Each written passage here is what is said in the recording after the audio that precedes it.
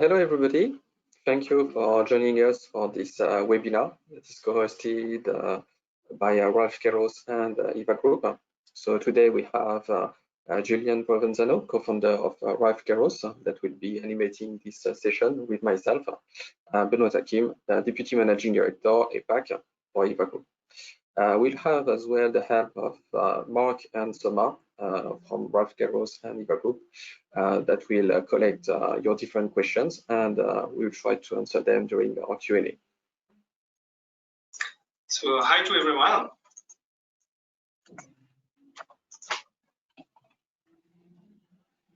Okay, here we are. Maybe we can start. Yep, let's go. Okay, go.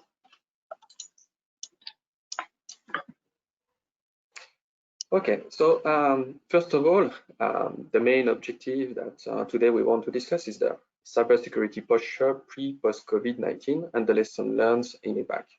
But first, what means pre-post-COVID-19? So as of today, globally, we are still pretty much into during the COVID-19 period itself, with different stage, different different strategies that has been put in place by the governments and companies. But everybody is still already beginning to talk about the post-COVID-19 situation. And today is the good time to prepare for this situation, because this period post-COVID-19 will change a lot of things. So what we will do is, after a short introduction of ourselves, we will talk about what is the current situation in terms of cybersecurity for this period of COVID-19 and the different cyber threats that have been identified during it. Then we'll talk about the new normal. What is this post-COVID-19 situation? And what as well are the different challenges that has been increased for IT, and how to overcome them and to face those challenges by a set of strategies. And we will finish by different quick wins that we have tried to work on those to help and assist everybody. And finally, we will do a session of Q&A to try to answer every question that you have.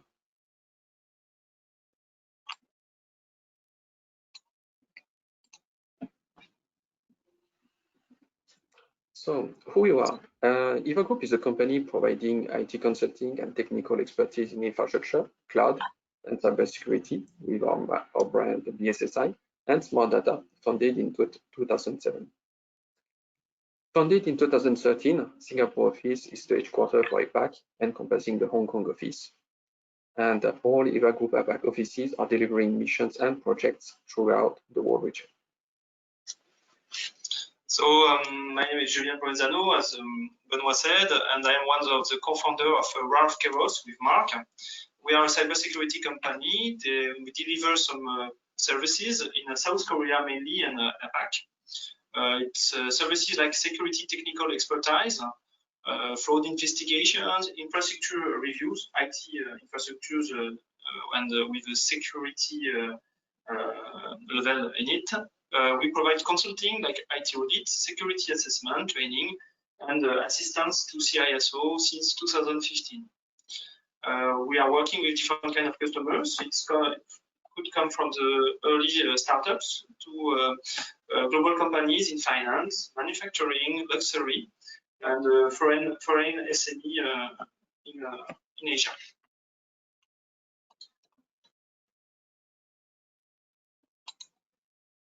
Here we can have a look to the global offices of both our companies. So EVA Group implementations are worldwide, and RALFKAIROS is only mainly in South Korea. And Benoit and I, we represent more the APAC region with our implementation and knowledge. Let's start this presentation webinar by funny picture. So this picture leads us to some thoughts about how can human society cope with an extraordinary outbreak nearing 2 million cases now. And this disaster will hit twice every industry, function, and geography. The magnitude and speed of collapse in activity that has followed is unlike anything experienced before. Since the end of February, most of the companies worldwide have encountered the winding down of a first wave called COVID-19. Even if governments make significant interventions in response to the coronavirus, businesses were rapidly adjusting to the changing needs of their people, their customers, suppliers, while navigating the financial and operational challenges. This economic downturn trigger is similar to a natural disaster. It's directly linked to the COVID-19 outbreak. Once the pandemic hit, most of the country went on lockdown. Companies large and small had to shut down some or all of their businesses, and people were encouraged or required to stay at home out of health concerns. This led to less consumer spending and less income for companies. As in any strong crisis, when companies struggle with less cash and revenue, lots of million jobs follow. In our technology sector, so the first crisis wave that you saw previously, it impacted the CIOs and IT departments that have to support the remote workers. At the same time, business continuity became particularly critical with reduced teams and availability to monitor and maintain the critical IT system. That means that new product schedules might be delayed, product go-to-market strategy has been delayed too. And so, as you can see on the first figures, worldwide IT spending forecast is under zero since March and April. The second wave coming is worse because it's a recession. We can define it as 2 consecutive quarters of negative economic growth, when demand and revenue, of course, falls and uncertainty about the future increases. The companies, they switch in the survival mode, making deep cuts and reacting defensively. And those with level of debt are especially vulnerable. Consequences can be difficult. Business downsizing, M&A, and sometimes crash.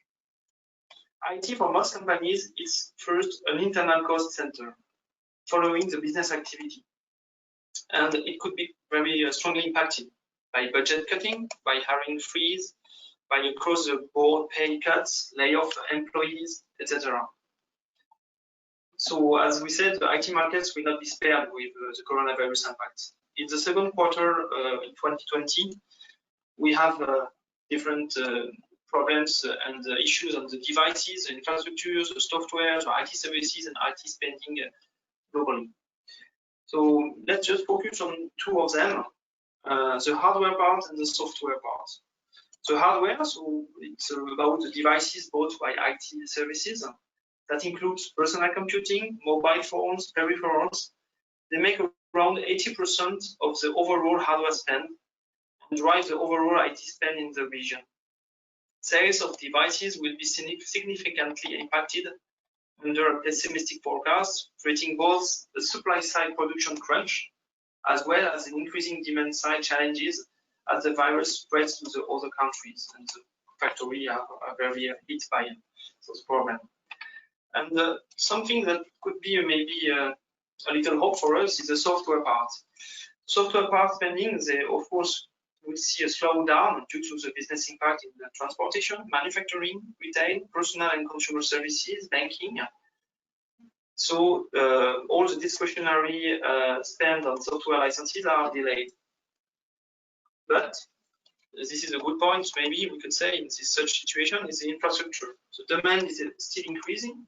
It's increasingly focused on a narrow range of technologies that are critical to support remote workers, such as video conferencing and remote access solutions, and so business software used by the companies that are used now remotely.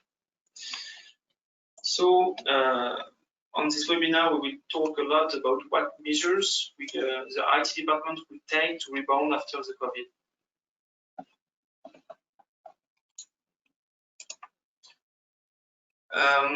In March and April, there were more than 136,000 new COVID-19 domain. When I say domain, it's registered domain like DNS that have popped up about malware, phishing, and scam.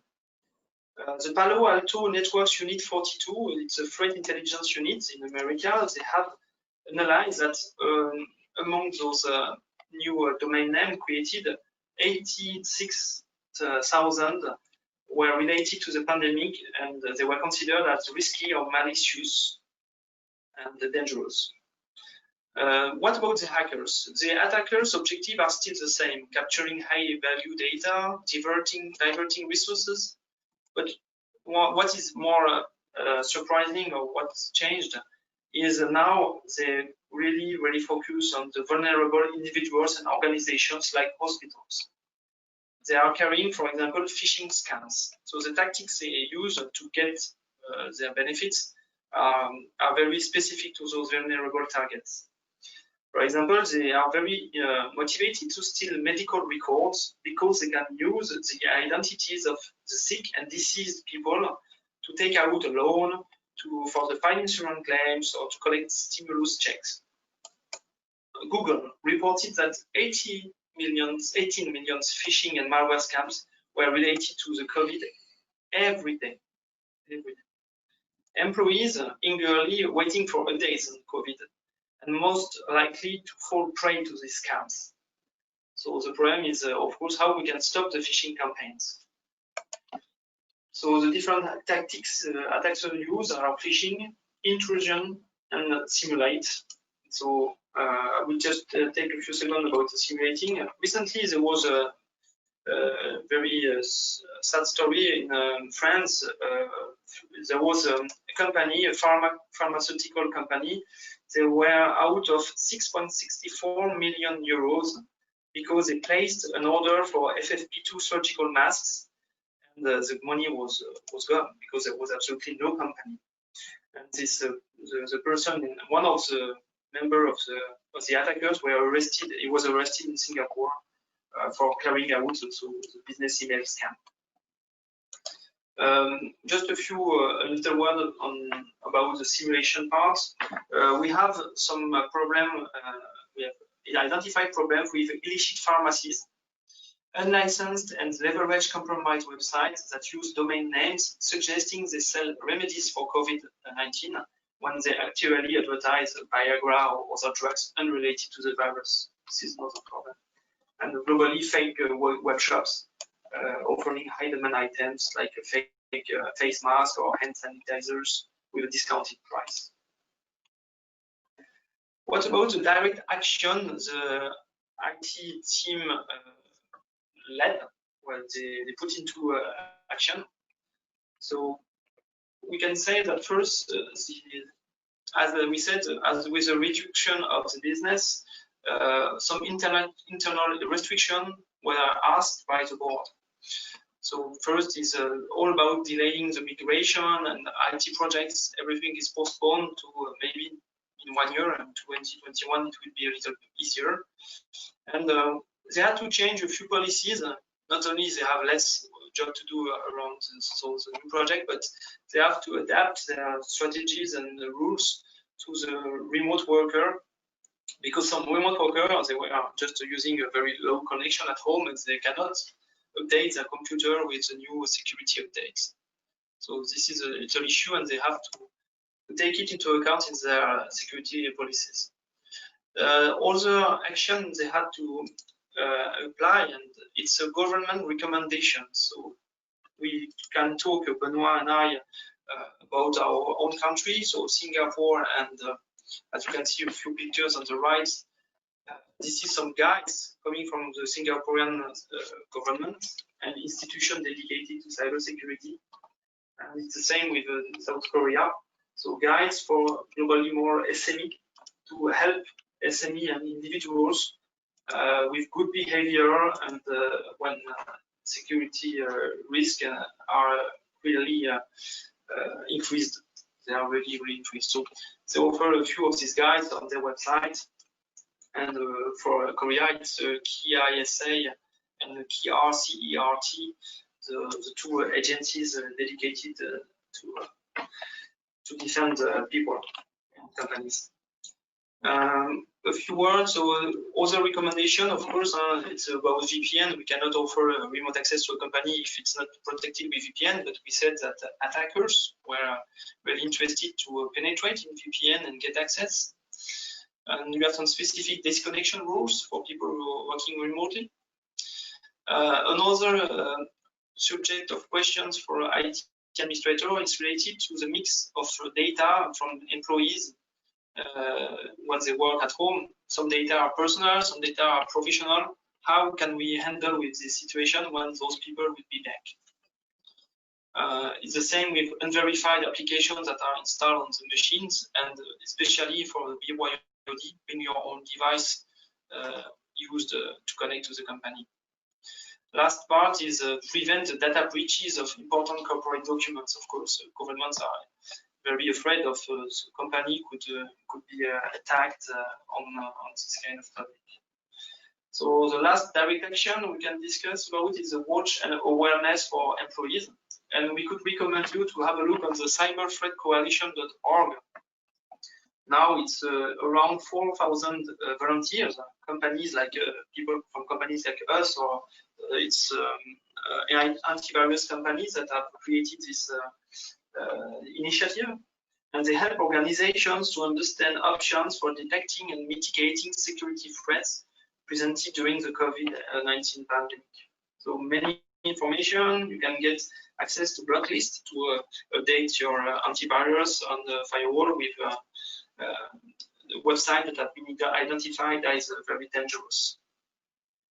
And the last step, of course, after the watch is prepare your employees when they will be back to the office, because, as we said, some machine should go to quarantine, and there will be also the problem with the issue to manage.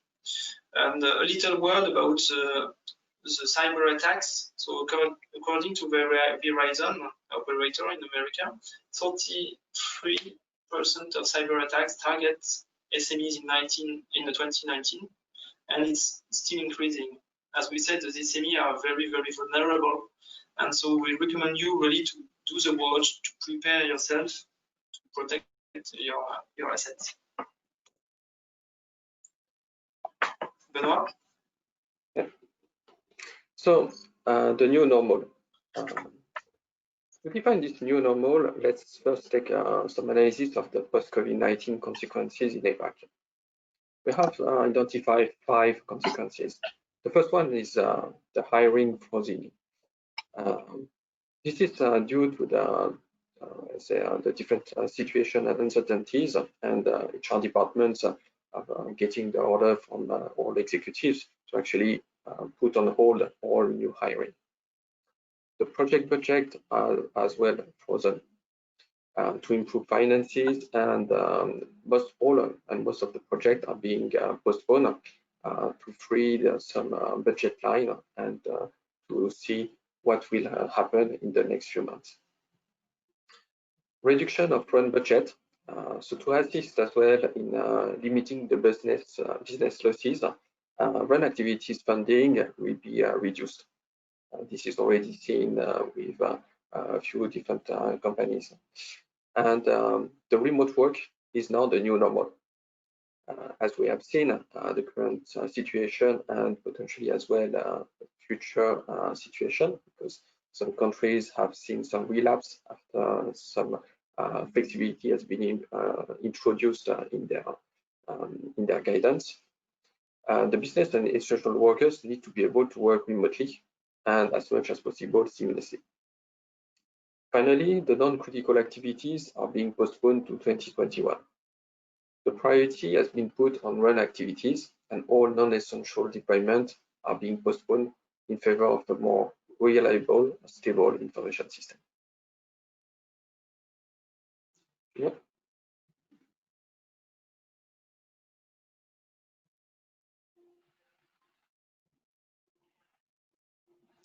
Thank you. This new situation, this new normal, have actually impacted as well IT.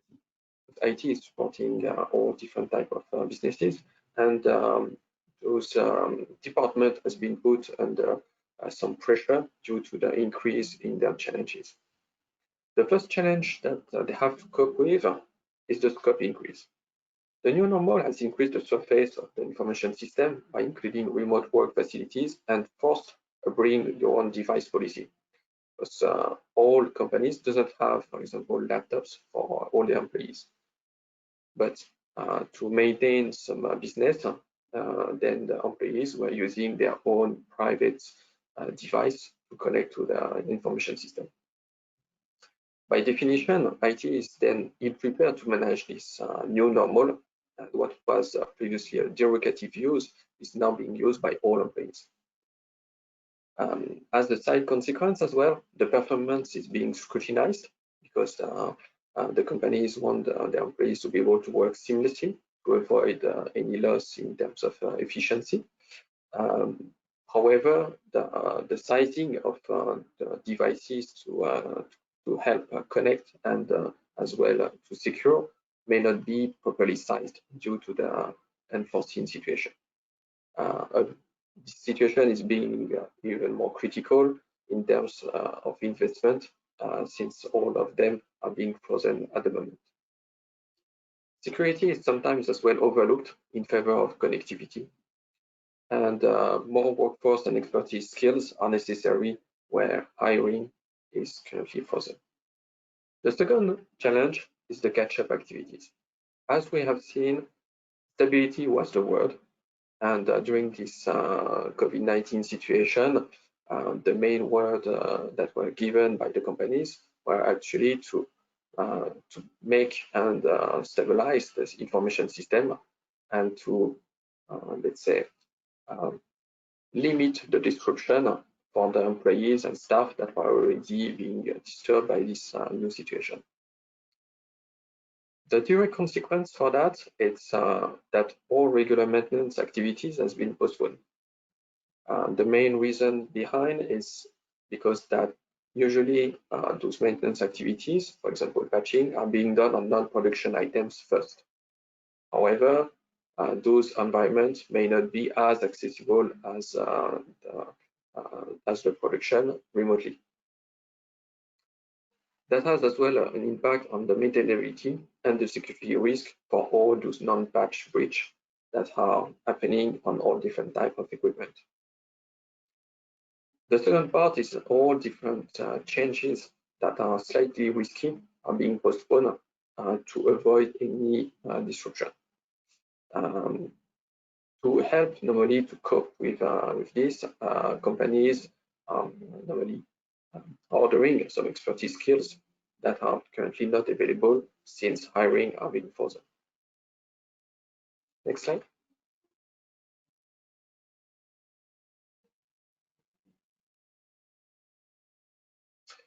The next challenge is the stretch skills. I think the icon on the side is quite representative of what is happening currently. The implementation of BCP strategies have required IT teams to split their workforce into separate teams and making sure that they don't meet physically. However, that comes with a set of constraints and changes in themselves. In some companies, the skills are not sufficiently present to cover the opening hours.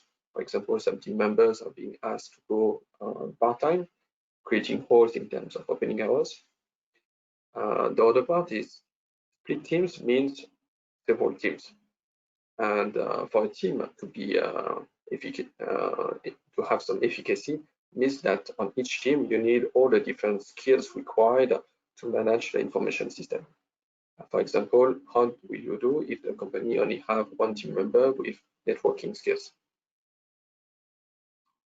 The last challenge is the request for more dashboard on cyber risk. As we have seen, the current situation is actually seeing a large increase in terms of cyber attacks. So that's a fair concern for all executives to actually want to have a look, or at least some insight about their own vulnerability level. And that has been even more true since the forced bring your own device policy has been introduced in the company. And with that, a lot of non-vetted devices in the information system. Also, a new internet-facing endpoint has been deployed quickly to ensure business continuity. And as we were saying previously, potentially with a lack of security to favor the connectivity. So the vulnerability level of those endpoints and the current ones are currently unknown at the time where cyber attacks are being seen as increased and preying on vulnerable companies.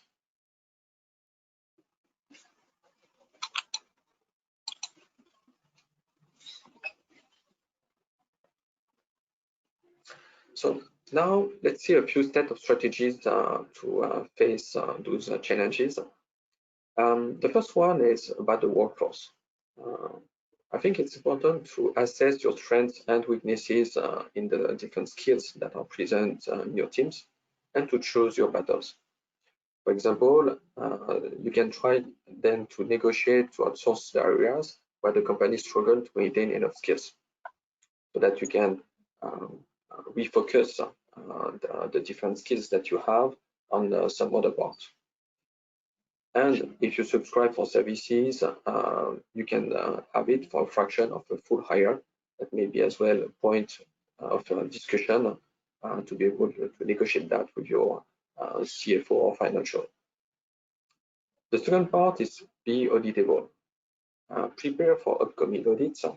Business partners and key customers are reviewing their requirements to make sure that their partners are resilient.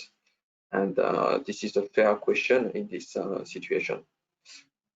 So for that as well, you can, as a step, take the decontamination of all equipment to be reconnected to the company's information system, and as well to review your ability to monitor corporate IT to detect unusual behaviors.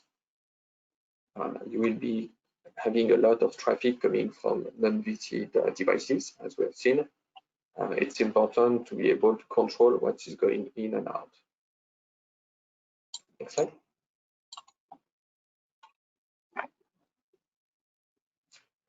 The next strategy is the mapping of your new landscape. The purpose is to review the current landscape as the new normal scope that you will have to manage. We identify and define the commonalities and the exceptions alongside with the different use cases. For that, the purpose is to define and implement strategies to cover the commonalities and the different use cases. When you are able to answer all the different use cases with strategies that has been reviewed internally with the proper tooling as well in place, then bring awareness on exceptions and bring them back on the defined strategies. This way, you will reduce the number of different technologies that are being used, and the different tools that will be used and the different ways will be then defined and will be more easily monitored, and you can as well detect more easily all the unusual behaviors. Finally, review and reinforce cybersecurity awareness on the new usage, new tools and ways. That's equal a new posture itself. Enhance as well your business resilience. What do we mean by that? Evaluate your resiliency gaps and implement strategy to warrant it on your different services. Review your TRP and backup strategies and their efficacy if they have been used. This is very critical as of now, since your business resiliency is actually being supported by your different IT strategies. Next slide. And so finally, the last strategy is the automation. Some activities can be automated, and that will free your team for the other activities. Remember the challenge about the skills being stretched around. So all the different activities that can be automated are actually helping your IT team to cope with the increase of work. In Singapore, for example, companies can ask for productivity grants that we cover most of the expenses for those eligible projects. The automated activities are reproducible, less prone to errors, and as well perfect to obtain approval for maintenance activities.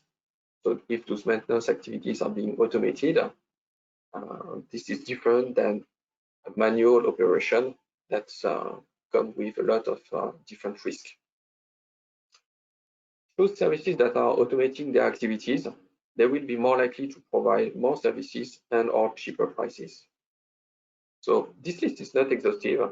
However, we have selected the most commonly applicable strategies for all companies. So don't hesitate to share with us if you have some other suggestions. We will try as well to share afterwards.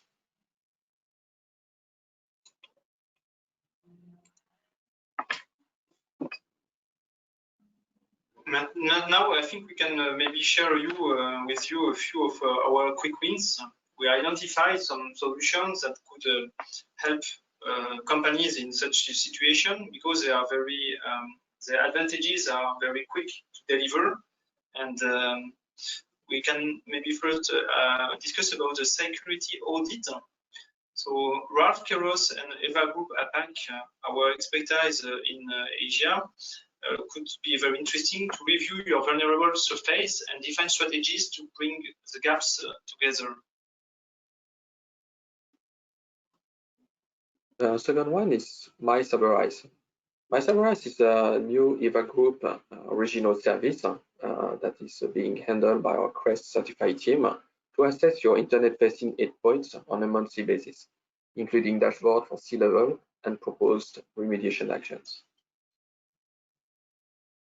The third one is about awareness review, because we know that employees and managers, as soon as they got some awareness security sessions, they are able really to prevent lots of vulnerabilities and lots of threats.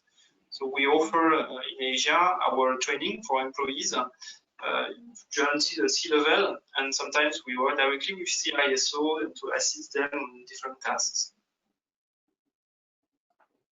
Finally, the network and security managed services.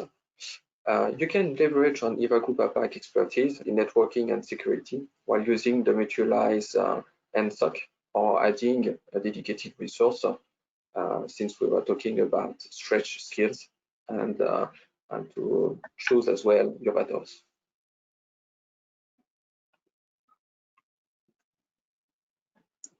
If there is just one thing to keep in mind about all of these different offers, I would say for the security audit, when you have 30 checkpoints, controls that you can verify your IT system working, you can have your own baseline status, and this is yes, one of the main benefits of getting a security audit.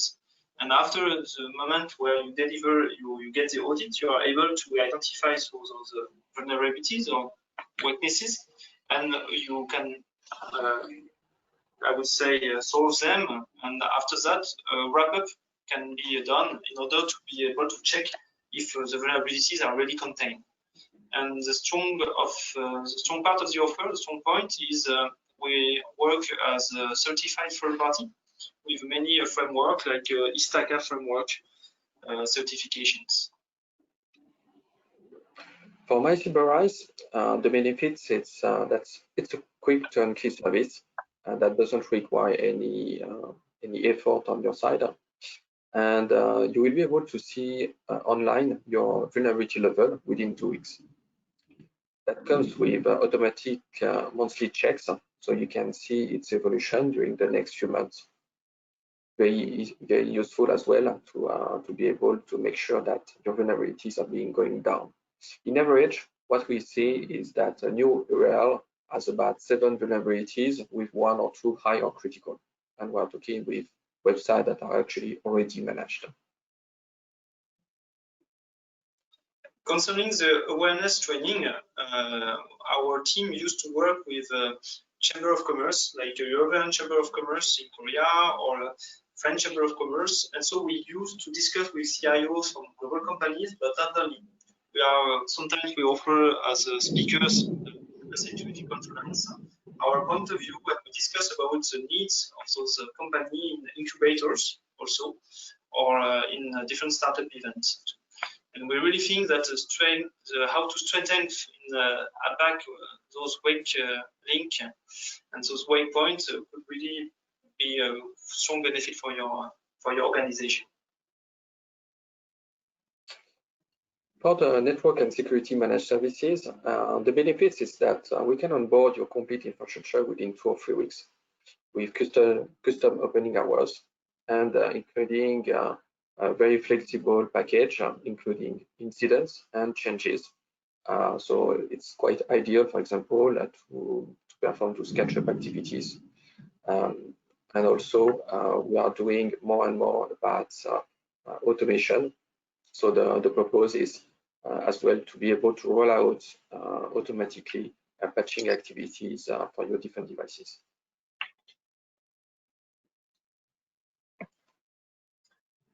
Here are our quick win that we think that could be very profitable for your organizations. As a last sentence conclusion, I think that the key decision making today will ensure the future of operations in the post-COVID era. So I think now it's time for the question, and so please in the chat ask to Benoit and I any of your concerns regarding to this pre-vid post-vid cybersecurity posture session. Yes, I have one question that I got. I don't know if either Julien or Benoit will answer. I am in a position of a commercial director, and I've noticed that I have some performance issues on my IT. Both my internet-facing endpoints looks like are not delivering on an expected performance, and I have a doubt that my internal IT is also underperforming. What would you advise to me at this point? I think there's 2 questions in one. The first question is more about the infrastructure itself. So it's true that, as we have seen, the infrastructure was sized usually due to a planned service, so with a different set of different users. So the devices may be undersized, or that could be as well an issue in terms of configuration. So what we usually advise in this kind of case is to do some configuration audit on the different devices that are used from the chain to be able from the, let's say, the endpoint connection up to the main, let's say, core switch into the information system. That's for the, let's say, infrastructure part. For the IT department part, it's a bit difficult to answer like this on the underperforming, but maybe they are facing the stress skills that we were just discussing previously, and you may feel that they under-deliver because they have so many different items that it's very difficult for them to actually come up with results on every item that they are facing. In this kind of position, I think it's sometimes it's just about communication first. Is to talk about your IT team and maybe having the help of the communication or marketing department to make some informal newsletter internally about what has been done this week and what will be done the next week. At least that will give some feeling about, okay, the IT department is doing something and they are doing a lot of things, and you will understand maybe as well that some of the issues that are being taken care of are actually even more critical than the one that you have seen or experienced, unfortunately. If that doesn't solve it, there's always as well a good opportunity nowadays. There's a lot of online training that are now being given for free, and that can complete as well let's say the set of skills that may be missing because of this let's say new extended scope. The other part is if they really have too much workload to handle, it's maybe then to identify the different strengths that they already have and the weaknesses that they may want to be able to work on, or maybe to work with a different partner to help them in this particular issue. Thank you, Julien. Something to add, maybe? My point of view is could be based maybe on just a few experiences. We had one small company that reached us because of being compromised. So when you met such a situation, the first thing is automatically we think as a technical guy. So we just go, so have a look on what is exactly the infrastructure that was involved. So it was AWS infrastructure in this situation. So we have checked the list of the machines. We have our point of view is really how to really identify quickly and contain the most fastest the threats, and to avoid it to spread more. So that's the containment part. And the last part, of course, is the remediation. But when you do that, of course, you see vulnerabilities, patches that has not been provided, and such a kind of problem. You sometimes the companies, when they are small, they stop at this step. They say, okay, you have just stopped the attackers. I don't receive any messages from AWS anymore, because AWS, when you are compromised, they ask you to find a solution. And if you don't do that, they block your business. They kill your business. Really, they can do it. And they ask you, and even if you don't have any skills in IT, they don't care. Sorry, I just have a point of view of a small company. But I received the email and I checked all of that. And then after the startup say, okay, stop. Okay, you did the job. The problem is solved. I don't need any more this kind of solution. And then after, I think you should just stay at the technical analysis. Okay, you will not have this problem appear again, but you need maybe to understand what was your IT processes you used. How did you work with your organization? Okay, if you are alone, it's different. But when you are 2, 3, 4, 5 people, it's a good moment to think about processes. And for understanding processes, you need to have a look on audit. How audit can really make a benefit for you. Audit is based on check control, we said. So we know exactly what to check. For example, it could be policies. Maybe Mark, you can add a few words about policies. I know you have lots of experience on it, but Yes, policies is, you should see IT policies, security policies as a kind of a control in your company. Of course, it's a first step, let's say, but it's a good framework to have. Thank you for both of your answers. I have some other questions. Maybe I can relay that to you. One maybe to Benoit. It's a kind of an open question. How do you forecast the cyber market with all the recent cyber attacks? That's that's a tough one, but if you can give us an insight on this. How can I answer this part?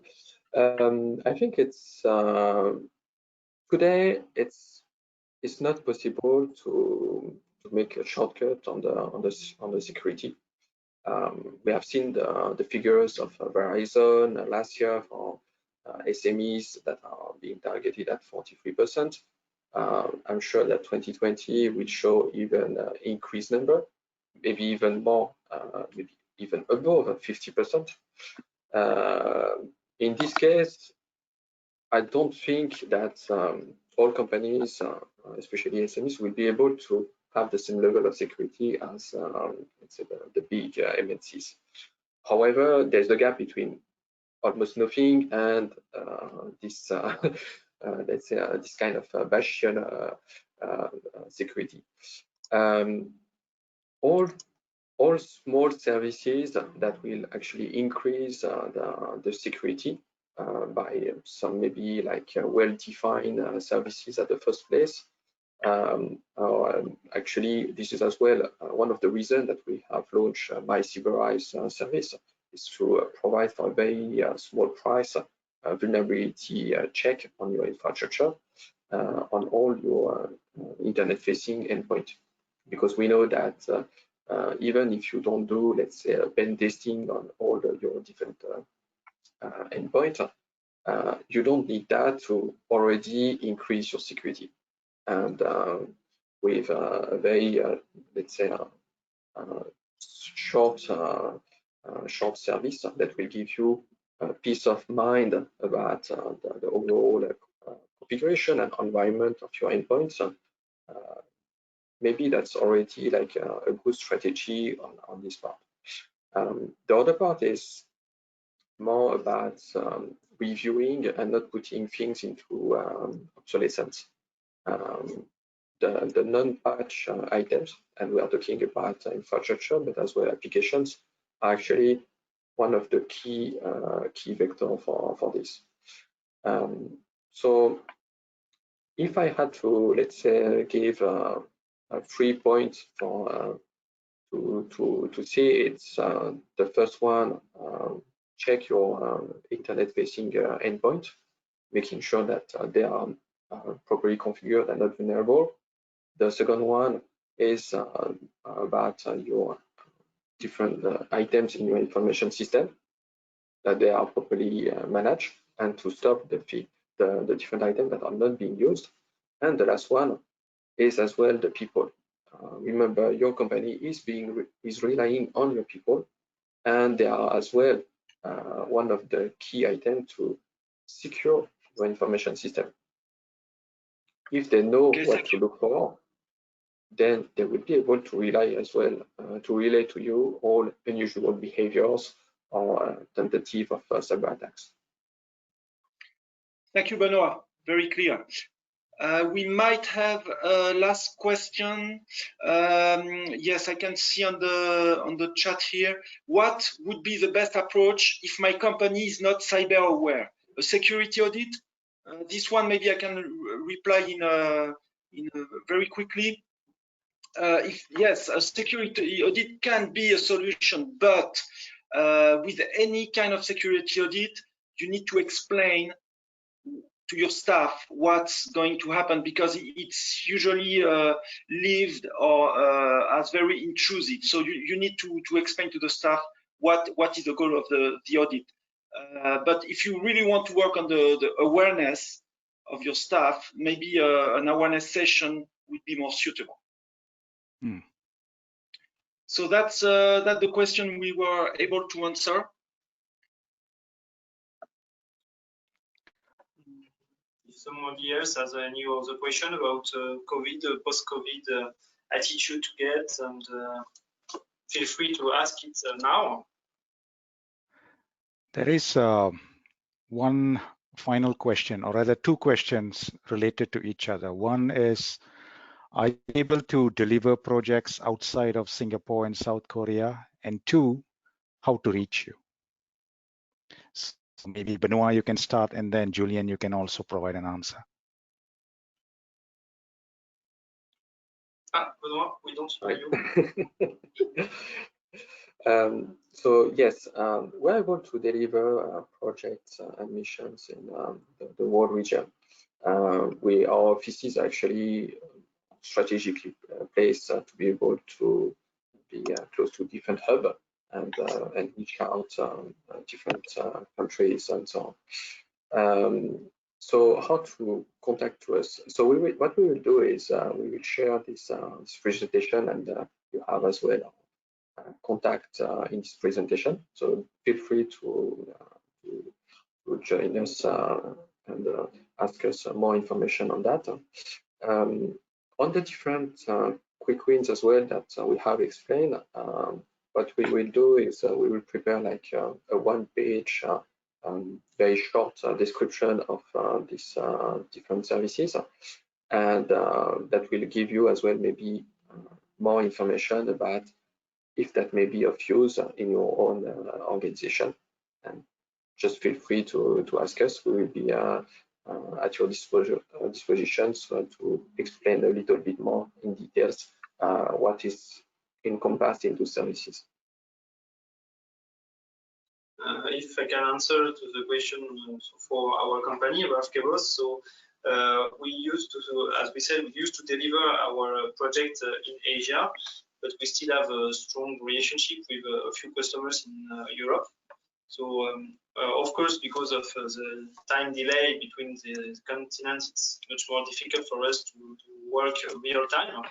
But on some cybersecurity studies, or it depends on which task you get, but on some of them it's really possible to work remotely. We learned, all of us, how to work remotely with the COVID situation, and so yes, we are really able to work on more projects outside the country.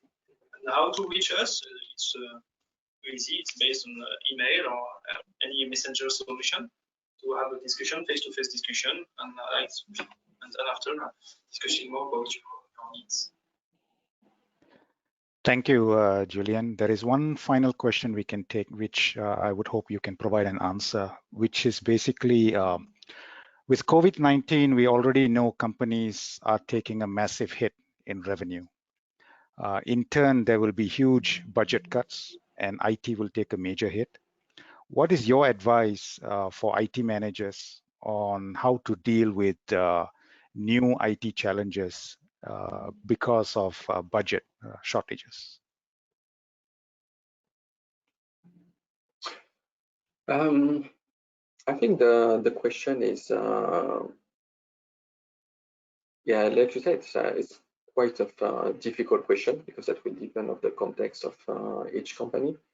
Some companies may not have any choice in terms of survival in this kind of situation. However, I think the cut will be done, and not always on the best way, because you cannot stop everything the way you want.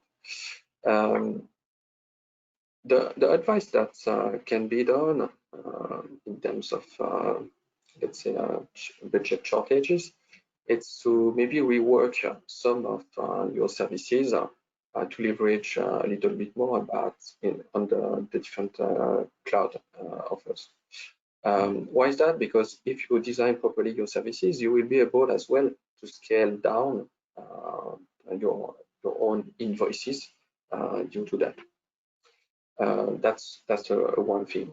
The second part is, if you have to make some budget cuts, it's maybe to look at what is really the most important to support the key core services that you need for your business, and maybe focus all your efforts on those. The others that usually when you, for example, list your different applications in your information system, you put, let's say, a level of criticality in front of it, like the C1, C2, C3, and or C4 applications. Usually, all the different applications, let's say C3 and C4, are best to have or like make things a bit smoother in the company. I think they will take a major hit right from the start. Those will be the most impacted. And if you really need to make some budget cuts, it's maybe to find quickly some solution to decommission them, or to find some cheaper alternatives. My point of view is really quite the same as Benoit. I completely agree. Only, I would say, the companies that are really prepared for the situation can survive, and the IT department is a part, of course, of the solution for the companies. So every services provided by the IT department must be evaluated one by one, and evaluated in terms of cost, in terms of added value, and of course if it's really supports the business core or not. This is the first criteria. But it's a kind of auto assessment that is mandatory, and I think the board of the companies will ask to any department, IT included, how they can save money. And maybe a part of the solution, of course, as we know, it will be based on digital transformation. So which kind of cloud services we can use to do the same job as we are doing previously in another way.